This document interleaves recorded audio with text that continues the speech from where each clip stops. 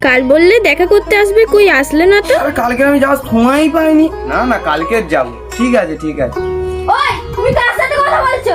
ছি ছি ছি ছি ছি, তোমার লজ্জা করে না? তোমার বিয়ে হয়ে যায় সত্ত্বেও তুমি অন্য মেয়ের সাথে ফোনে কথা বলছো? হ্যাঁ তো বেশ করেছি।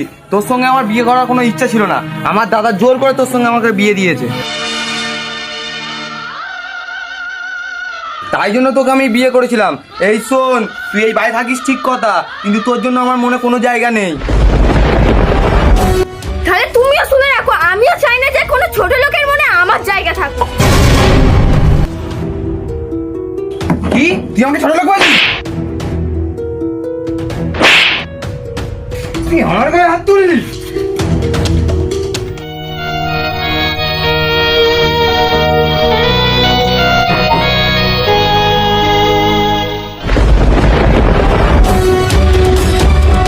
আরে এ কি করছিস তোরা? ছাড় ছাড় ছাড়। আরে এ কি করছিস তুই? ছি, তোর লজ্জা করে না বাড়ির বউয়ের গায়ে হাত দিতে? আরে ও তোমার গায়ে হাত দিয়েছে, আমি কি একা কি হাত দিয়েছি নাকি? হ্যাঁ বৌমা, তুমি ভাইয়ের গায়ে কেন হাত দিয়েছো? তা কি করবো দাদা, আমি এসে দেখি না অন্য মেয়ের সাথে ফোনে কথা বলছে।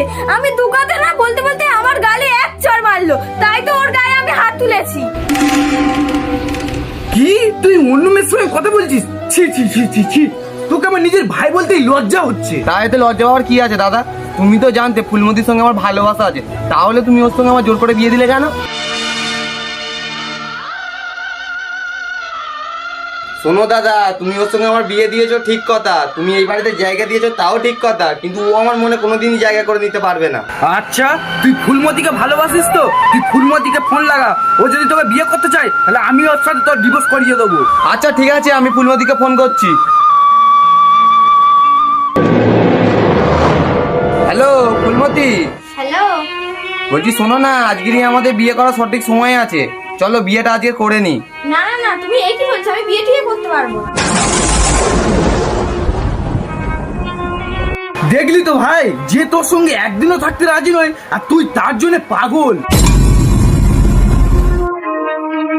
আর যে তোর জন্য নিজের বাবা, নিজের মা, নিজের পরিবারকে ছেড়ে এসছে আর তুই তাকেই অবহেলা করছিস, আর তুই বলছিস কি ওর জন্য তোর মনে কোনো জায়গা নেই? আচ্ছা ঠিক আছে বৌমা, তুমি ব্যাগপত্র সব গুছিয়ে নাও, আজকে তোমাকে আমি তোমার মায়ের কাছে দিয়ে আসবো। দাদা দাদা, আমার ভুল হয়ে গেছে দাদা, তুমি আমার চোখ দুটো খুলে দিয়েছো দাদা, এরম ভুল আর আমি জীবনে করবো না দাদা, তুমি আমাকে ক্ষমা করে দাও দাদা। ক্ষমা আমার কাছে না, ক্ষমা যদি চাইতে হয় তুই বৌমার কাছে চা। হ্যাঁ গো, তুমি আমাকে ক্ষমা করে দাও, আমি এরকম ভুল আর কখনো করবো না। আরে ক্ষমা চাওয়ার দরকার নেই, তুমি তোমার নিজের ভুলটা বুঝতে পেরেছো, এটাই অনেক। চলো ঘরে চলো।